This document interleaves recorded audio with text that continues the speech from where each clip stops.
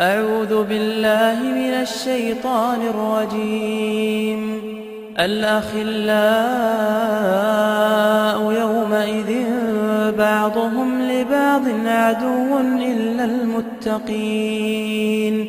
يا عباد لا خوف عليكم اليوم ولا أنتم تحزنون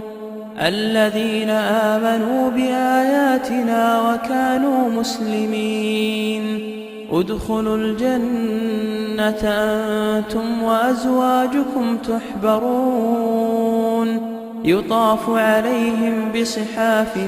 من ذهب وأكواب وفيها ما تشتهيه الأنفس وتلذ الأعين وأنتم فيها خالدون وتلك الجنة التي أورثتموها بما كنتم تعملون لكم فيها فاكهة كثيرة منها تأكلون إن المجرمين في عذاب جهنم خالدون لا يفتر عنهم وهم فيه مبلسون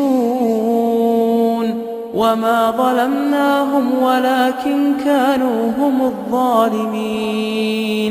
ونادوا يا مالك ليقض علينا ربك قال إنكم ماكثون لقد جئناكم بالحق ولكن أكثركم للحق كارهون أم أبرموا أمرا فإنا مبرمون